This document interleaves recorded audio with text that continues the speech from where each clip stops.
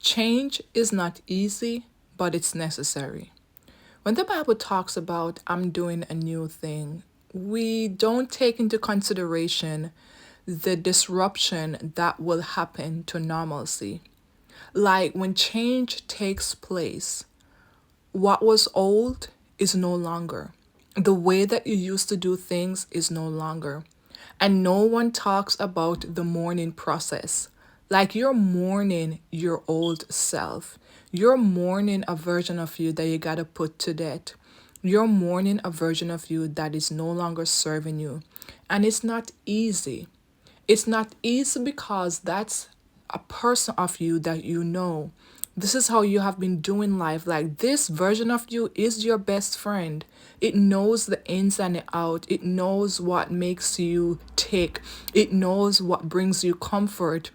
So to let go of familiarity for something that is new to you, for something that is uncertain, it takes a certain bandwidth to embrace that. So I'm recording this video as the Lord is doing a new thing in my life. It has been emotionally hard, but I want to record this to encourage the daughter of God who God has called you to do something different. Maybe it's a new idea, maybe you're relocating, whatever it is, I challenge you to embrace it one day at a time. Because at first, it's going to look like things don't make sense. At first, it's going to be painful. At first, you're going to resist it.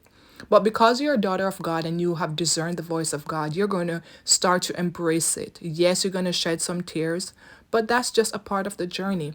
And it's okay. It's okay to be broken because the Lord will not leave you that way. The Lord will repair you, He will restore you, He will revive you. But you have to give him the opportunity to do so. And he's not expecting you to not feel hurt. He's not expecting you to not resist it a bit. Remember, it says we have a heavenly high priest who understands us. So he understands the human emotions. He understands the process of change. That's why he was like, Lord, take this cup from me, but not my will, thine will. So understand that Jesus is in this journey with you. He understands that it's a roller coaster and he wants you to understand that he understands. And as soon as you embrace that truth, you're going to start to see a shift where you're going to navigate this change, this new season, this shedding, this pruning with Jesus and not leave him out.